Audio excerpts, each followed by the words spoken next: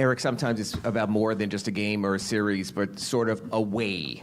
And the way the season went with the close games, the play-in game till the fourth quarter, the first round, can you just sort of, is it possible to encapsulate the run that has delivered you to the NBA Finals? I'll get to that. Let me first say this about Boston. I mentioned it out there to Ernie, but we tip our hat to the Celtics organization. They are first class. Pat feels a certain way about Boston, so I make sure that everybody feels a certain way about Boston. That's part of my job as the caretaker. With that said, there's great respect for them as competitors, and they are first class. You look across the way, just in terms of their ownership group and Brad and Joe and his coaching staff, they're good people, and they're a class organization. And what happened last year,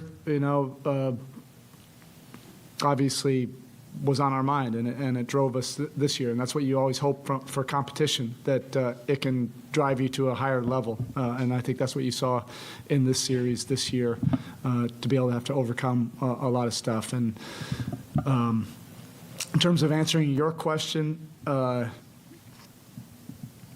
look, I think probably people can relate to this team. Their life is hard. Professional sports is just kind of a reflection sometimes of life, that things don't always go your way. And the inevitable setbacks happen, and it's how you deal with that collectively. There's a lot of different ways that it can go. It can sap your spirit. It can take a team down for whatever reason. With this group, it's steeled us and made us closer, made us tougher, and these are lessons that, hopefully we can pass along to our children, that you can develop this fortitude. And sometimes you have to suffer, for the things that you want. And Game 6, the only thing, that we could do is sometimes you have to laugh at the things that make you cry. We did so many things right. I think from a metric standpoint, we did everything the best that we did all of the playoffs. Our defensive activity numbers, our rotations, the extra efforts, the pursuits on the offensive glass, 5 turnovers. We felt like we did all the right things. We had our, season high numbers of attacks, and then to come up short, that could puncture a team spirit. But instead, that just drove us to more resolve to try to get the job done. I definitely noticed it after the Atlanta game, the next day in the film session, how badly this team wanted to keep this season going. And then I felt the exact same way yesterday when we met after our flight. Everybody got to get everything out of their system from the night before, and then we just focused on rallying around each other and focusing on the next task. And we have some incredible competitors in that locker room. They love the challenge. They love putting themselves out there in front of everybody, open to criticism, open to everything, but to compete for it. And that's a beautiful thing. We know we have more work to do, but damn, is this hard. It is hard. It's hard business, and it's hard to survive 3 rounds just to get to that final round. We're extremely grateful for that.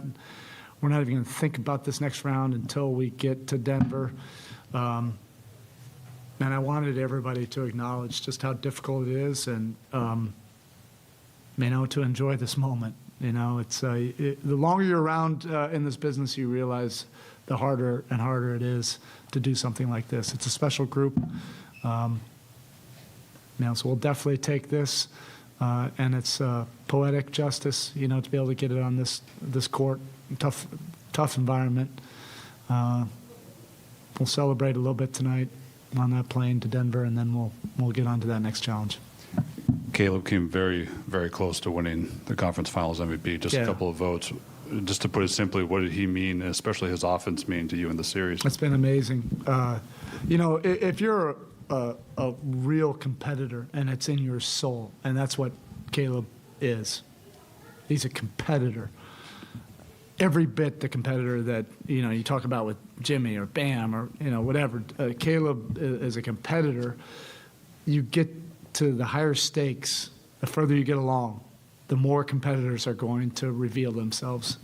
Game sevens or get to the conference finals, it's not for everybody in this association. Otherwise, more players, more teams would do it. You have to be wired a little bit differently. And Caleb he's pure. He competes on both ends, lays it all out there for everybody to see. He's accepted different roles, but we needed him to be more of a player. With Tyler and Vic out, we've needed more offense. Quite frankly, we've needed more guys like Gabe and Caleb to show how much they've improved. With their player development. But he has so much respect in that locker room just because of how hard he competes. It's like his last breath on every single possession, and I love the guy for that. Spo, you obviously have a roster full of competitors, but specific to Jimmy, we see what he does on the floor. But off the floor, how would you describe the belief he's instilled within the rest of the group? You have to have, a guy that you can hold on to, particularly in those moments of truth. And I've said this before, there's no way to quantify the confidence that he can instill in everybody. And, Jimmy's never had to apologize. I don't want him to ever apologize for who he is and how he approaches competition. It's intense. It's not for everybody, and we're not for everybody. That's why we think it's like an incredible marriage. We never judge him on that. He doesn't judge us for how crazy we get. It's the same language. But the confidence level that he can create for everybody on the roster is incredible. I've almost never seen anything like it, but I have. But he's special, because he does it on both ends of the court. He can play 48 if you need him to. And then he just has a way also that, he has a hard edge, and he's gnarly, but he knows how to have a soft touch just to give somebody some confidence at the right times. That's a special gift that he has. In the moments after Game 6, how did you consider how to play it to your team, how to present what needed to happen to your team? I didn't. Those are probably just raw emotions. I think when you have such an intimate relationship with a locker room, and they have it with each other, the staff has it with them, they have it with the staff. Sometimes, it's just whatever's raw, whatever's real at that time.